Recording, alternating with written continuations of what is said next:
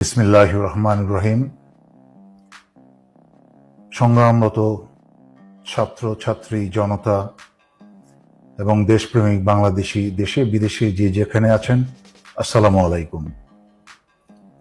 বাংলাদেশে যুদ্ধ শুরু হয়ে গেছে। সবাইকে সতর্ক করতেই আমি অত্যন্ত জরুরি কিছু তথ্য প্রকাশ করতে আপনাদের সামনে এলাম।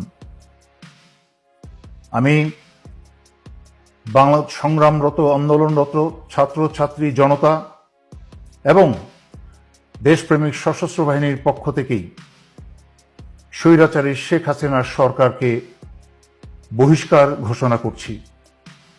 স্বৈরাচারী শেখ হাসিনা সরকার আজ থেকে বাংলাদেশে সম্পূর্ণ অকার্যকর ঘোষণা করা হলো এবং স্বৈরাচারী শেখ হাসিনার আওয়ামী লীগের যে কোনো সদস্যকে পেলে আপনারা গ্রেফতার করে জেলে সোপর্দ করুন।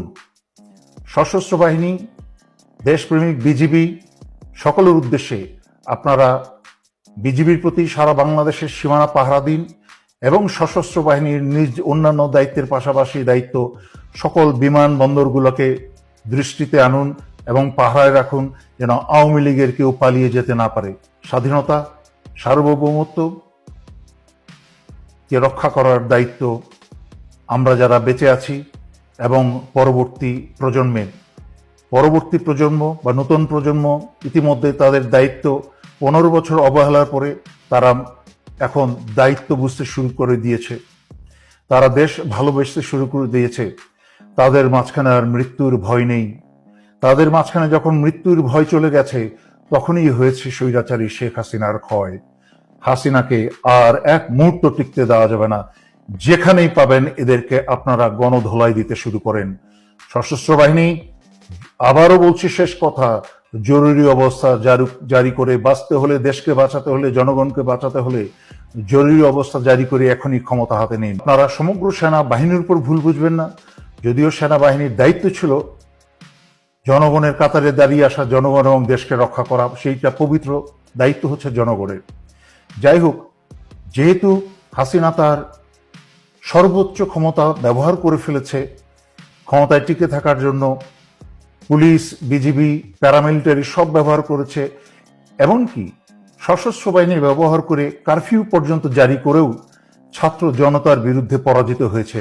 এখন স্বৈরাচারী শেখ হাসিনার হাতে আর কোনো শক্তি বাকি নেই। সেই কারণে স্বৈরাচারী শেখ হাসিনা বাংলাদেশের চিরশত্রু ভারতের ষড়যন্ত্রের কে আহ্বান জানিয়েছে বিডিআরের মতো আরেকটা হত্যাকাণ্ড ঘটাতে।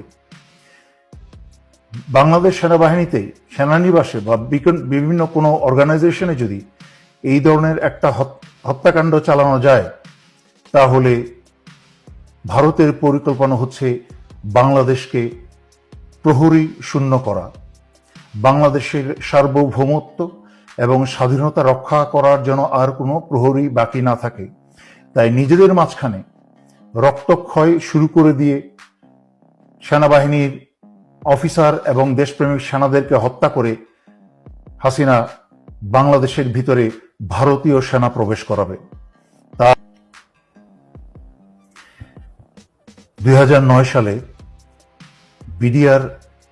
বিডিআর অফিসার হত্যা, সেনা অফিসার হত্যার আগে যেরকম চিঠি বিতরণ হয়েছিল, ঠিক আবার সেই চিঠি বিতরণ শুরু হয়ে গেছে।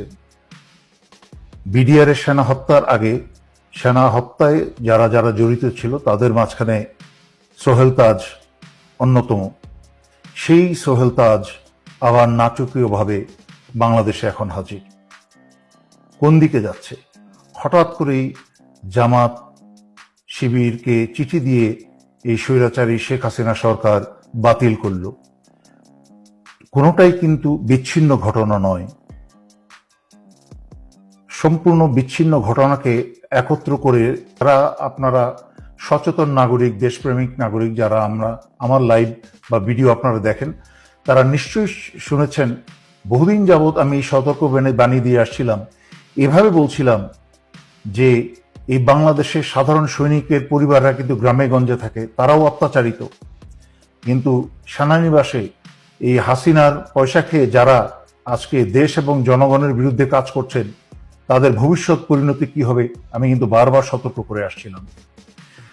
যদিও ছাত্রছাত্রী এবং জনতার উপর যারা গুলি চালিয়েছে সেটা সমগ্র সেনাবাহিনী চালিয়েছে হাসিনার পোষা এবং হাসিনার বাছাই করা যাদেরকে ঢাকায় 46 ব্রিগেডে বসানো হয়েছে, তার মাঝখানে একজন হচ্ছে অত্যন্ত জঘন্য চরিত্রের ব্রিগেডিয়ার জেনারেল ইমরান, যে শেখ হাসিনার প্রধানমন্ত্রী কার্যালয়েই ছিল এক সময়, এবং তার ক্যাডেট কলেজে বন্ধু বান্ধবের মতামতে সে একটা সাইকোপ্যাথ।